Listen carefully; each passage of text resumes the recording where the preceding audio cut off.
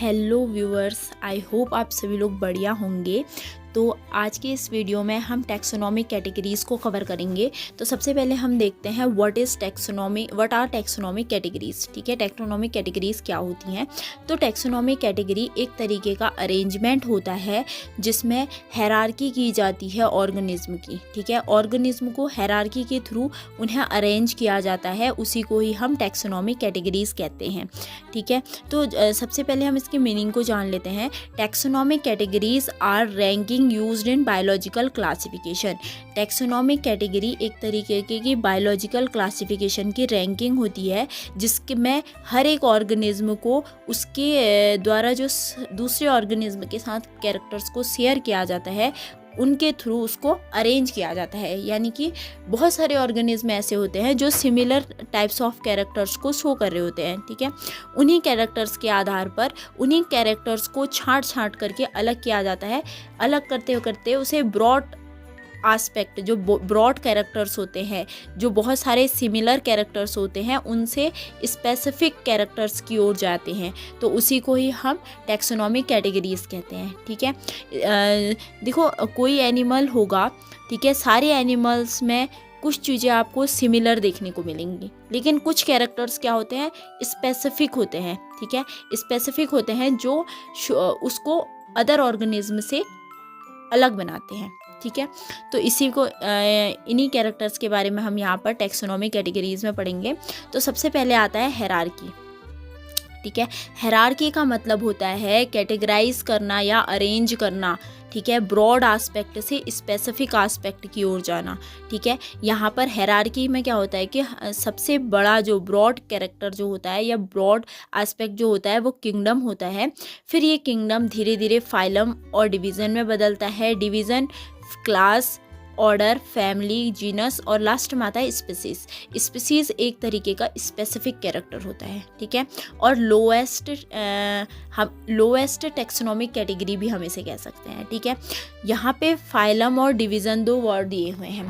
ठीक है, फाइलम जो होता है वो एनिमल्स के लिए यूज़ किया जाता है और जो डिवीज़न होता है वो प्लांट्स के लिए यूज़ किया जाता है। ठीक है, जब भी हम क्लासिफिकेशन करेंगे उसमें जहाँ अगर हम फाइलम की बात कर रहे हैं तो यहाँ पर हम जब एनिमल को क्लासिफाई कर रहे होंगे तो हम फाइलम का यूज़ करेंगे।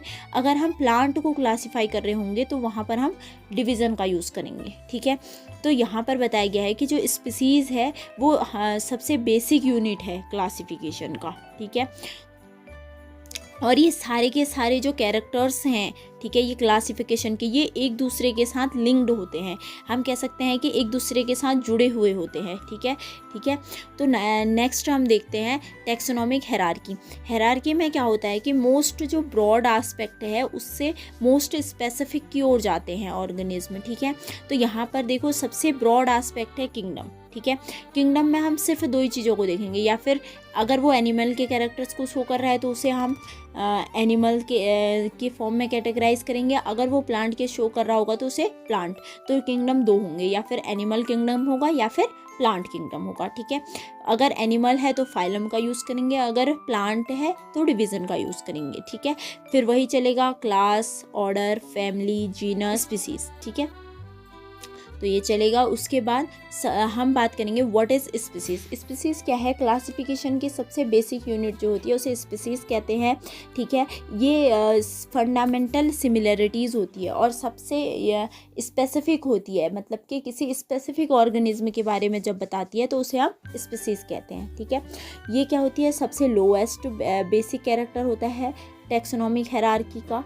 ठीक है, उसके अलावा ये साइंटिफिक नेम को आइडेंटिफाई करने में मदद करता है। ठीक है, यहाँ पे कुछ एग्जांपल्स दिए हुए हैं। ठीक है, जो स्पीसीज़ है वो जीनस के साथ रिलेटेड होती है।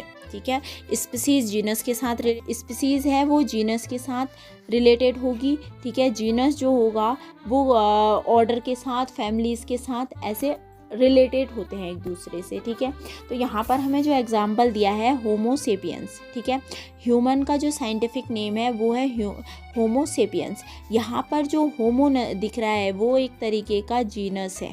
ठीक है, एक तरीके का जीनस है, और सेपियंस जो है वो एक तरीके से हम कह सकते हैं कि स्पीसीज़ है। ठीक है, जो देखो जैसे मेंजीफेरा इंडिका लिखा है, इसमें मेंजीफेरा मेंजीफेरा जो है जीनस होता है, और इंडिका जो है वो स्पीसीज़ को डिनोट करता है। ठीक है, जब भी हम साइंटिफिक नेम लिखते हैं जो फर्स्ट वर्ड होता है वो जीनस को डिनोट करता है, और सेकंड वाला जो फॉर्म होता है वो स्पीसीज़ को डिनोट करता है। ठीक है, ये जैसे पैंथरा टाइगरस, पैंथरा जो होगा वो जीनस को डिनोट करेगा, और टाइगरस जो होगा वो स्पीसीज़ को डिनोट कर रहा होगा। ठीक है, इसके बाद नेक्स्ट देखते हैं ऑर्डर।